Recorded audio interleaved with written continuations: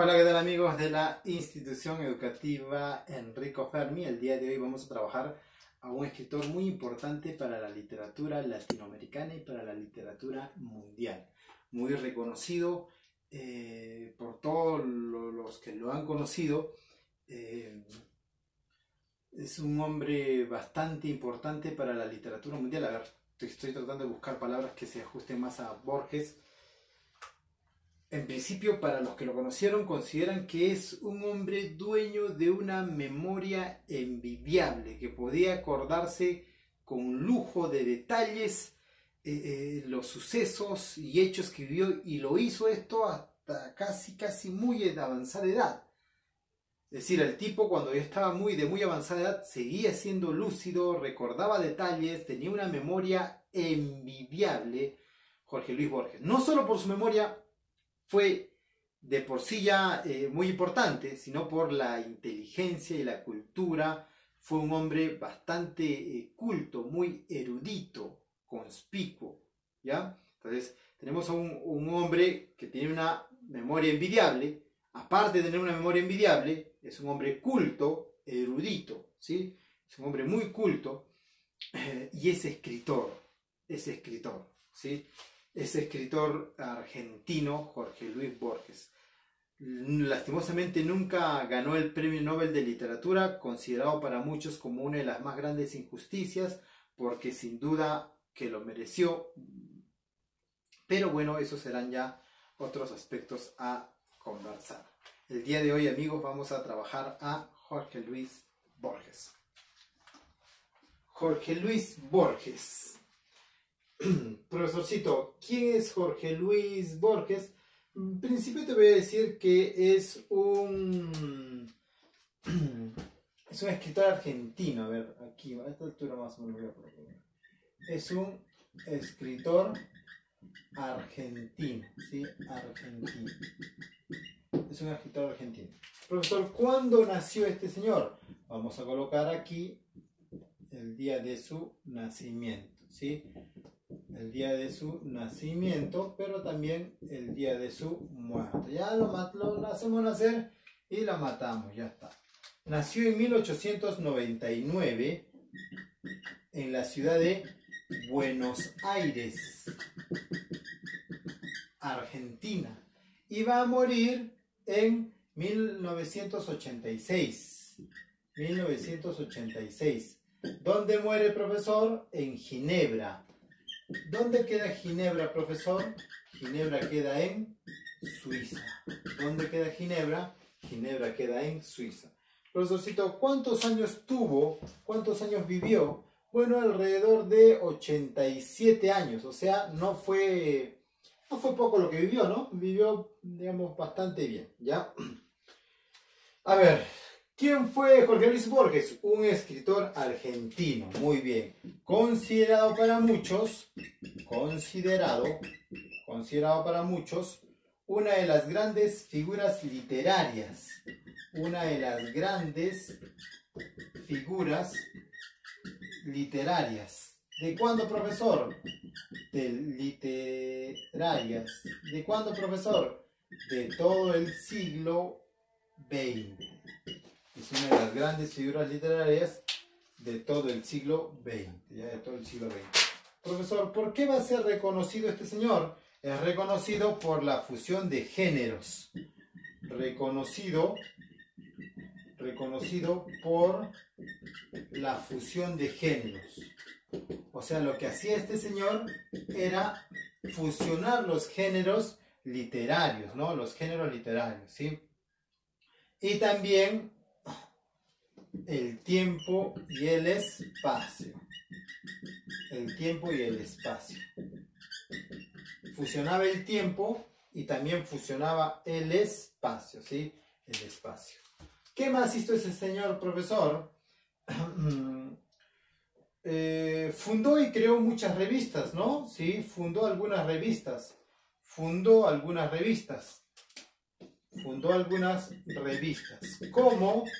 la revista Prisma, que son revistas literarias, ¿sí? Como la revista Prisma, que es una revista literaria. Incluso trabajó, a ver, así que nos sirve esto, incluso trabajó con un poeta arequipeño que lo vimos hace semanas pasadas, Alberto Hidalgo. ¿Te acuerdas cuando hablamos de Alberto Hidalgo? Puedes revisar tu cuadernito. Hablamos que trabajó con Alberto Hidalgo, el poeta arequipeño, ¿no? O sea, por eso te dije, Alberto Hidalgo, que estábamos hablando de ligas mayores, ¿no? De ligas mayores, ¿sí? Este señor firma el primer manifiesto ultraísta. Firma el primer manifiesto ultraísta. Profesor ultraísta. El ultraísmo, profesor, el ultraísmo es parte de la vanguardia. Es parte de la vanguardia. Recuerda que se llama vanguardistas a todos aquellos artistas en la música, pintura, escritura, etcétera, en cualquier manifestación del arte, teatro, escultura, etcétera, que busca romper con los cánones, con los moldes antiguos del arte. Recuerda que antes había moldes para hacer arte, hacía cánones, es decir, esto se hace así, esto se debe hacer así. Sí, en la pintura se decía esto se debe hacer así y esto se debe hacer así. Yo estoy, por ejemplo, aquí en este taller, estoy rodeado de cuadros artísticos, ¿no? Estoy rodeado de cuadros artísticos. Mira por acá. Estoy en un taller de pintura, ¿no? Hago por acá. Hasta mi nena pinta también, ¿no? Ahí está. Pues estoy rodeado por un taller de pintura. El único que no pinta en esta casa creo que soy yo, ¿no? En fin. Entonces, antes, para hacer arte, decían que tiene que haber reglas, normas, cánones. Sí, se pinta así, no se pinta así. Igual en la literatura, se debe escribir así la poesía, no así. ¿Qué es la vanguardia? La vanguardia es un movimiento literario que dice no hay reglas, ni para escribir literatura, ni para pintar, ni para componer una canción, ni una poesía. No, no hay. Simplemente el escritor hace porque le da la gana de hacerlo. El pintor pinta porque le da la gana de hacerlo. ¿Se dan cuenta? Entonces, eso es la vanguardia.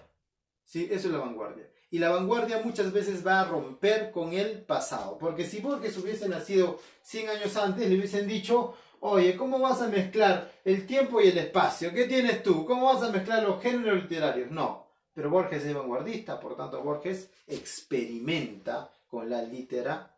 Ya experimenta con la literatura. Muy bien. Su mundo narrativo, sí, su mundo narrativo, el mundo narrativo de Borges, aquí lo vamos a colocar, el mundo narrativo de Borges. A mí una vez en la universidad me dijeron algo curioso. Borges nunca ganó el premio Nobel de Literatura porque básicamente la gente que lo leía no lo entendía. O sea, fue bastante duro, ¿no? Decir, Borges no ganó porque no lo entendía. Y muchos decían, y Borges es bueno, es tal, en lugar de decir, Borges no es tan bueno, porque básicamente a Borges no lo entendían. Su obra era tan compleja, su mundo narrativo era tan profundo, que mucha gente no lo entendía y decía, oye, ¿le damos el premio a Borges o no? No sé, no lo entendemos, ¿no? Entonces, por ahí de repente, incluso, pero también hay otros chismes acerca de que no fue esa la causa por la que no le dieron el Nobel de Literatura, sino fueron otras. Pero el mundo de Borges era bastante complejo, ¿no? Es un mundo bastante filosófico, ¿no? Vamos a colocar aquí. Llevó la ficción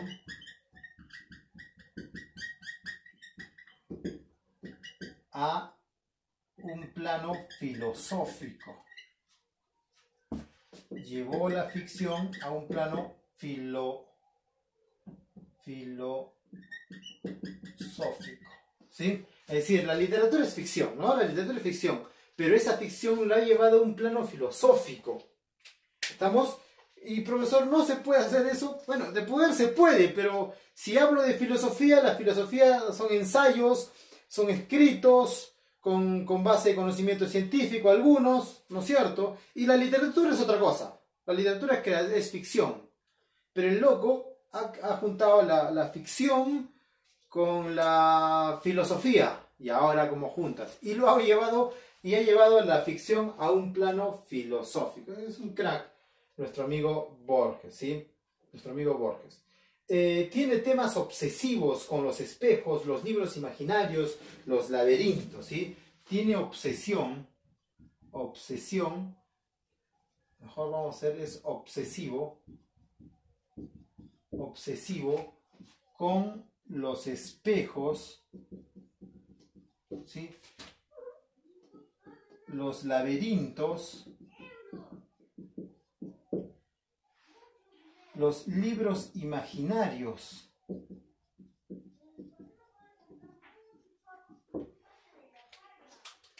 Es obsesivo con los espejos, los laberintos y los libros imaginarios. Borges, aquel que dice aquella vieja frase que dice el paraíso debe ser aquello muy parecido a una biblioteca.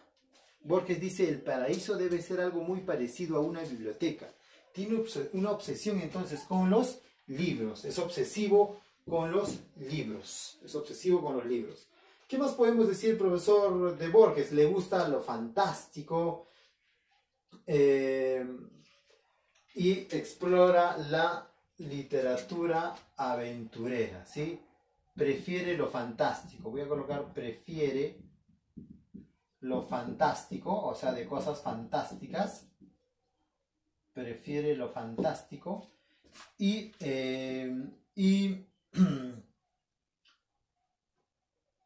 vamos a decir, y prefiere lo fantástico y navega, esta palabrita navega por la literatura y navega por la literatura aventurera.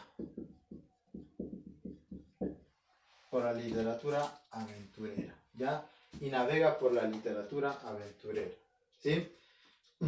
¿Cuáles son sus libros más importantes, querido profesor? ¿Sí? Sin duda, sus obras más importantes van a ser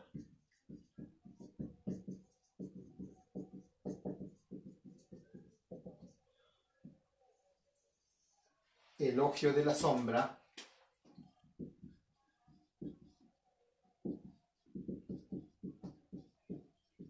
esta que es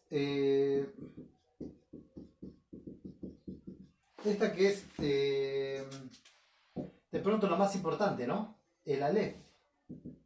Elogio de la sombra como una de sus obras más importantes y de pronto la más importante llamada El Aleph.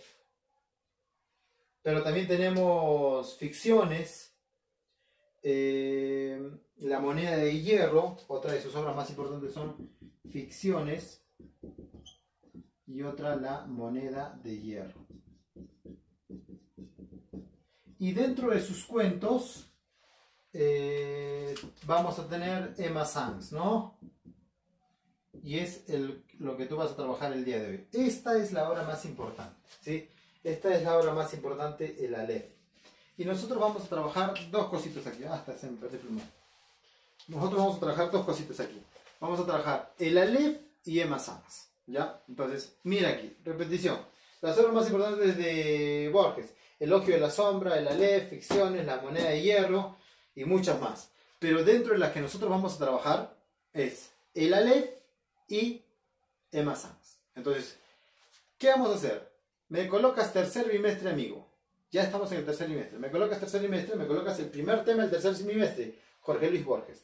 Me colocas esto, me pegas una imagen de Borges, y luego me vas a hacer un resumen del Aleph y de Emma Sands.